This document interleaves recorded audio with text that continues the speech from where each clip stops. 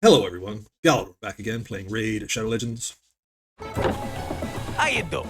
So as promised, I'm going to get into the Thor Fusion schedule after looking it over and giving it a bit of an assessment. So let's just jump right into it. Okay, so let's jump into this thing here. So we started today, Thursday, and we jumped off with the Spider Tournament, Artifact Enhancement, and the Champ Training.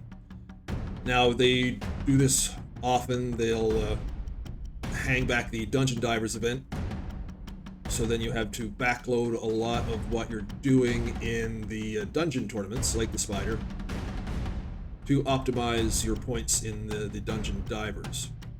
So even though I have started off doing some of the Spider, I'm going to run and use my energy mainly in Champ Training, up to the point where Dungeon Divers begins, and then shift more focus to the Spider Tournament.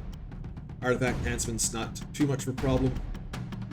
As I've said in my decision video, I have ample amounts of silver,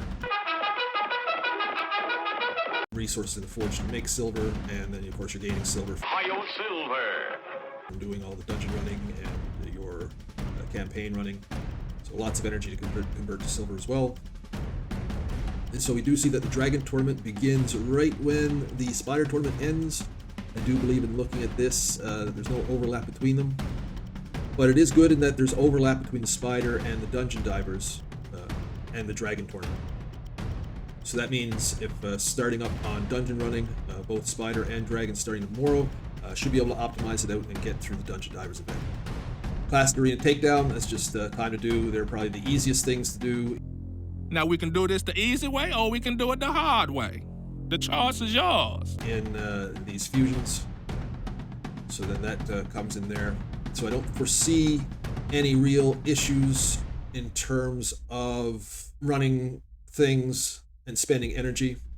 Now what they have done here, which I thought they were going to do the opposite of, but I guess they've kind of made it a little bit more difficult for us, in that they front-ended the champion chase as opposed to back-ending the champion chase. So this means that it's highly unlikely that you'll be able to pull your fusion champions, your fragment epics, to count towards points in the champion chase.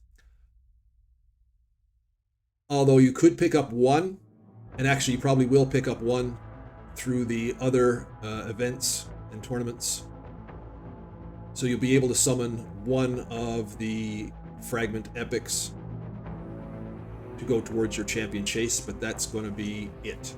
So I would highly suggest that, yes, everyone gets their fragments done. And, you know, it has to be that way anyway, because the first 4 activities will be ended at the same time as the champion chase. So you will get one of those fragment epics. So pull it right away to give you some points at least towards the champion chase. Now, the Dragon Tournament does overlap again with the second Dungeon Divers event, which is very good. So in some past fusions, they had some of the Dungeon Divers events not really overlapping with much. But we can see here that the Dragon Tournament overlaps at its front end and its back end on the Dungeon Divers Event 1 and Dungeon Divers Event 2. Now there's a bit of a hole in between, so you'll have to probably slack off doing your Dungeon Divers. And there's really nothing else going on in that little hole on September 9th and September 10th. Artifact Enhancement, that's about it, and the Classic Arena. So yeah, that's when you'll be focused on the Classic Arena, is in that hole between Monday and Tuesday. Then we have Dungeon Divers Event 2 is carrying over, and on its back end, it does overlap in with Fire Knight Tournament. And then Dungeon Divers 3 overlaps with Fire Knight and Ice Golem. So that's actually very good on this schedule. The Dungeon Divers events are overlapping, so you should be able to double dip quite a lot towards points in the dungeon tournaments and in the Dungeon Divers events. Now, we do have the second champion training, and so that's all there is. There's just 2 champion trainings. And again, it's overlapping with the third Dungeon Divers, which is good because I farm Nightmare during the champion training tournaments when it overlaps with the Dungeon Divers. So it gives me some points, doesn't give me a whole lot in Nightmare campaign, but you do get higher ranks of your artifacts that can give you some points towards that. So my strategy here is going to be, I think a lot of my tavern work is going to happen in the first champion training, and then I'm going to run Nightmare campaign a lot during the second champion training. I don't foresee any problems there though. And then we have the back-ended classic arena takedown. Again, that's just time in. And as I said before, the ice contract. Artifact enhancement, the second one, again, lots of resources, so don't anticipate much there. That can be done rather quickly depending on the silver that you have. And I'll probably will have built up enough silver again through the week by the time that second artifact enhancement. So let's talk about the big elephant in the room here. It is the summon rushes at the end. And you can see here you get 50 extra fragments, so that means you can drop. Since there are 400 available, and it's going to take 400, of course, for the 100 fragments each. Then we Yes, I went to kindergarten. That the epic fragment champion, Diana Gloomspore, is going to take. So that means that if you want to hold off and think that you can get the fragments and you're rich in shards, or will be rich in shards, buy shards, whatever, right? You know, for the spenders. This is for the whales to be able to take off a couple of events. But that's all you're going to be able to do, is take off a couple of these events. It's only basically half a champion for that summon rush. So myself, I'm not counting on anything for the summon rush. I will be attempting to do every single one of these events, and I'm not going to leave it up to that. If I have some shards and I think I can get some fragments, maybe I'll go after them for High Mother mod. But as of right now, that summon rush is out for me. The extra summon rush is out. Now I have kept 30 voids, and actually I picked up a couple more from Clan Boss now. And I'll be getting one again from the quests, the monthly quests. So I'll have numerous shards to be able to carry through on my strategy of using voids for the summon rush. So if we take a look at the actual schedule in play, you see that tomorrow, when the champion chase is up, it is actually going to be a 2-time sacred. And put in with that is the summoning event for Freya, so for the other Asgardian champion. So there's a 10 times for her. Now this works out very well for me, and as I predicted, it is a 2-time sacred. And I have probably the most sacreds I've ever had accumulated on an account for any event. Because as you can see here, I have 27 sacred shards piled up. Probably one of the highest amounts I've ever had on this account. Definitely the highest I've had for any kind of event in a fusion, for sure. So I think the 27 sacreds are going to carry me through for the champion chase. Plus, as I said before, I have Vassal of the Seal waiting for me. And I'll get one of the Dianas to pull as well. I'll be doing a Remnant Summon. And of course, I'll be picking up various champions as I run through champion training. Not many points, but it's a little bit. Also, I have a very fortuitous... Well, ooh-la-dee-da, Mr. Frenchman. ...timing going on here, because within the champion chase, the monthly quests will come due, and I will get a Void and another Sacred. So that'll make 28. Plus, there's a couple of days of running of Clan Boss, or hopefully I might be able to pick up another Void, another Sacred along the way. And all this is important because... Boring! Even though there's a Sacred Summoning boost for the Champion Chase, along with the 10 times from Freya, if we look further down for the 2 ending Summon Rushes, there does not appear to be any boosted summons on anything else. So we knew that Primals and Voids weren't going to be a part of this as 2 times, because they had just popped up as 2 times just before the fusion. But we were kind of hoping maybe for an outside chance at the 2 times Ancients maybe, but we're not going to get any boosted summons for these 2 summon rushes. And as you can see here, if you're going to go for the final summon rush for the extra fragments and you're counting on that, you are really chancing it, because it is right at the end. So if you've dropped 2 of these activities, counting on the summon rush, and then for some reason it doesn't work out for you, You're fucked. your fusion will fail, because they actually have it as the very last thing to be doing.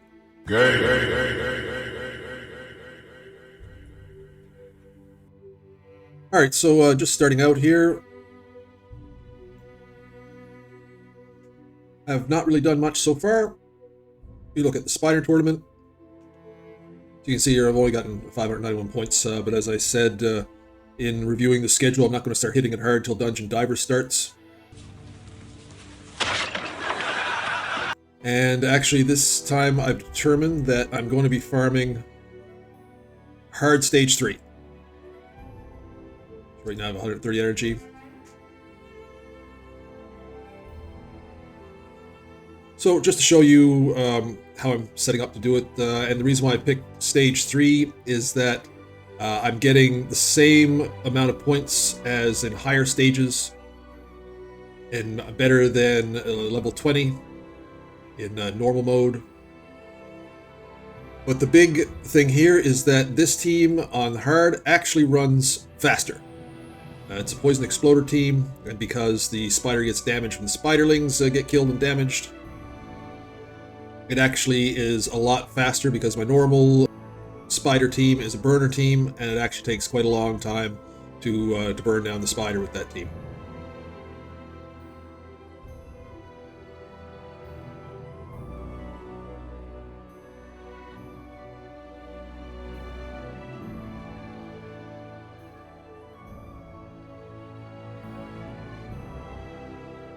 So as you can see, they're under 2 minutes. Got myself 42 points on that one. And I'll check back once these couple of runs are done.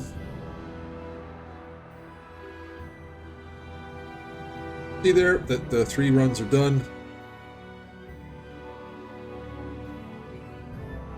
The last one there was actually the slowest, just a little bit over 2 minutes. The other ones were sub 2 minutes. And I can say that I safely averaged 39 per run. So stage 3 hard is the main that I'm going to farm for that. And again, to reiterate, not really going to get pumping on the spider until Dungeon Divers 1 starts tomorrow. Now the champion training event, see here I haven't started much on that yet either, and because it's an event, it's only something that can be done by ranking up and leveling champions. Skilling and ascending is not something that will work in champion training events, so it's pure campaign farming and tavern work. So let's do a little bit of tavern work. So once I get these little ones out of the way,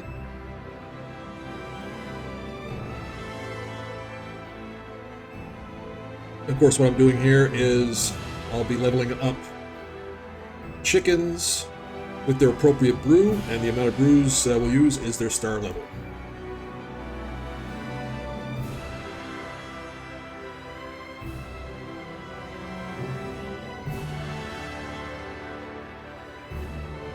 So yeah, I will put as many brews into the chickens as they are star levels. So a 2-star level will be getting a 2 brews. Now we'll use these chickens to rank this up.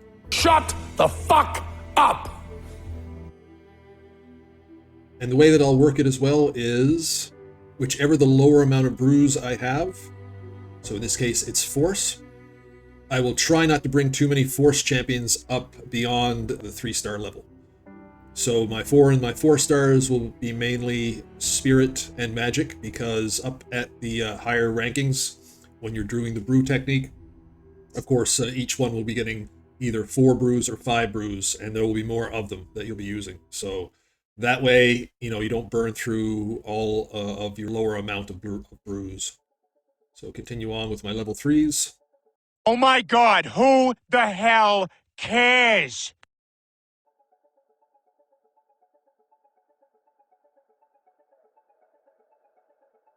And so that's the way I'm going to continue on with tavern work for today and throughout the training event.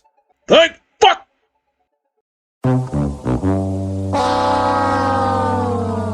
So as you can see, you know, just by doing those few champions, haven't even ranked up a 5-star yet to a 6-star, and I've already accumulated almost 1,000 points through a bit of campaign farming through Nightmare and what you just saw me doing there in the tavern. So if you look at here, 6,100 to get these champion fragments. Should not be a problem continuing that. Artifact enhancement event. 4,775. That's actually kind of low. I had anticipated being over 5,000 to get these champion fragments. But we'll see how much, for instance, ranking up a 6-star piece, either legendary or mythical. Let's look for a pair of boots. I have this nice pair of accuracy speed boots. Yeah, I know accuracy is a crappy set these days, but however, these have the potential to be a good set of boots. So we popped that all the way up to 16. And not one went into the attack stat. You lose! Which was its mythic stat. However, a nice bit went into crit damage. So yes, even an accuracy set of boots with the double roll and crit damage could be a possibility to put on somebody, a nuker that has, you know, requires some accuracy for different things. So as you can see there, 418 points from that. So basically ranking up probably a little more than 10 full level 16 artifacts will get me those fragments. And as we see here, I still have almost 70 million in silver. Okay guys, so that's where it stands on the first day of the fusion. I hope the schedule is not looking too daunting for you guys out there, and I hope that you're confident and well started in the fusion as well. Hope that you're taking some advice to heart and approaching it with strategy in mind. Planning out what things you need to do to, you know, maximize your points in all regards of the fusion. And if you're not doing the fusion, I hope that you're just enjoying the game. Hope all is well with your life. And as always, guys, thanks for watching.